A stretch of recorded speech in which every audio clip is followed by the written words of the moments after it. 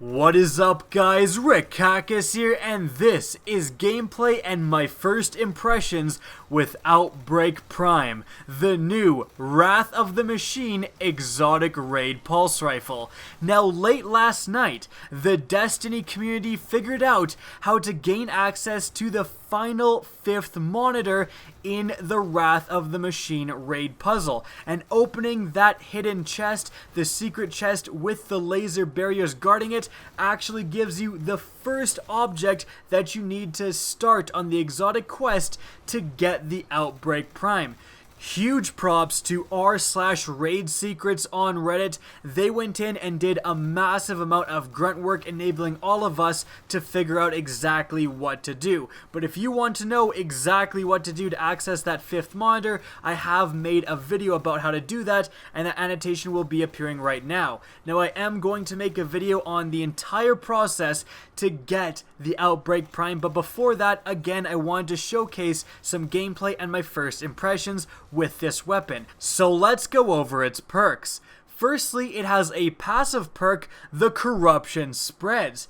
Enemies that take repeated hits from this weapon spawn Siva nanites that attack other enemies. Fallen take extra damage. These Siva nanites behave very similarly to the Hunter Swarm Grenade. They're just little orbs that go out and seek enemies nearby, and when they hit them, they damage them. Moving on, we have 3 choices of ballistics. Accurized gives you the most damage, and Smart Drift Control makes this thing basically laser pinpoint accurate. I found that I liked Accurized ballistics, I liked having more damage, and this thing is pretty accurate even with the technically worse ballistics in terms of accuracy. Moving on, we have Outlaw. Now those precision kills that you're getting are going to massively increase the reload. We have a choice of 3 with Lightweight, hand loaded to increase the range, and fitted stock to further increase the stability. And lastly, the second exotic perk is Virulence. Now what this does is it makes it so that precision kills with this weapon release a Siva nanite swarm that attacks other enemies. It's basically like the Corruption Spreads on steroids. Instead of just releasing one nanite at a time, it's going to release a huge amount upon getting that headshot. Now, a little bit of information about exactly how Virulence works. It doesn't work every time, so if you thought you could just go in and just kill thrall after thrall after thrall and have Siva swarms just floating around your entire screen, it's not going to work like that.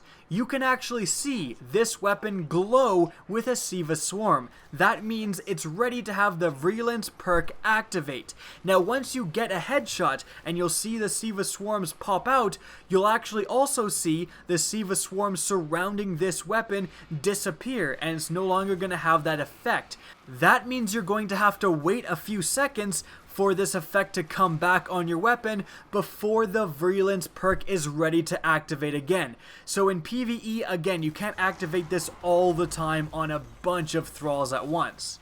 Now overall, in PvE, this was a very effective weapon, extremely easy to use, falling into the Hawksaw archetype, having very good stability, so it's very easy to land those headshots to get the trigger of the Virulence perk, and that perk is pretty darn effective if you can release a whole swarm. And in PvE, it's so much easier to do this because enemies tend to clump up, there tends to be a lot more of them. You really do get a lot out of that extra damage that comes from that perk, so you're able to very easily increase your damage output pretty substantially.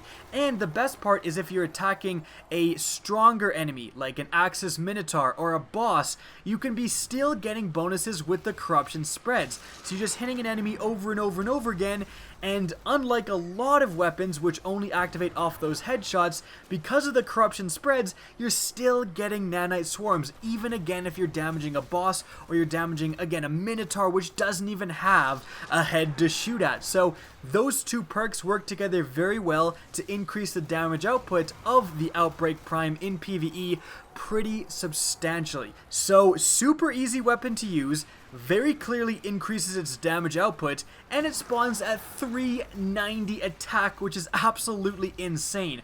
All in all, this thing is going to be a powerhouse in PvE. Expect it to make very many appearances within the Wrath of the Machine raid. Now moving on, I also used this weapon in PvP, and frankly, I wasn't a huge fan. I wouldn't say this weapon was bad by any means, it's actually pretty decent. But I felt, as someone who uses a Hawksaw, that Godroll Hawksaw that the Crucible Quartermaster was selling, I use that all the time, that's my go-to PvP primary. I felt like that would be more effective than the Outbreak Prime. You're not activating the perk that often, people tend not to clump up as much in PvP, so you're not getting a huge effect from that perk, and the perk does pretty limited damage in PvP. Additionally, this gun does suffer from a little bit of an identity crisis in the sense that you can put on Smart Drift Control, get maximum stability, be able to absolutely laser beam people with this weapon, but you're going to cut off the range a ton, so you're not going to be getting full damage where this gun is actually effective at range. And then you can put on Accurized Ballistics, do more damage, but then you're going to have more recoil and you want to land your headshots with a pulse rifle. So again, it's a little bit of an identity crisis, but overall, I still would say solid weapon. I personally didn't like this, but I could definitely recognize its potential in the right hands. If you guys like pulse rifles, definitely check this out in PvP. So, the Outbreak Prime is an incredibly cool weapon. I mean, just look at it. It definitely has PvP and especially PvE potential. And spawning in at 390 attack means that this thing is going to be an absolute force to be reckoned with when doing higher light activities like the Wrath of the Machine raid.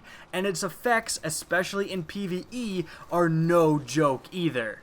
Now guys, that's it for the video. I hope you enjoyed and found this informative. Now if you did, please remember to help me out by simply rating and especially sharing this video, even if it's just telling a friend. Now if you want to see more Destiny content similar to this from me, don't be afraid to slap that subscribe button. If you want to get in touch with me and keep up to date with the latest channel activity, the best way is to follow me on Twitter at RickCacus. That's linked in the description down below, as is my Twitch channel, which you can also follow. Again, I hope you enjoyed the video, and as always, have a good day, and I wish you luck on getting your Outbreak Primes.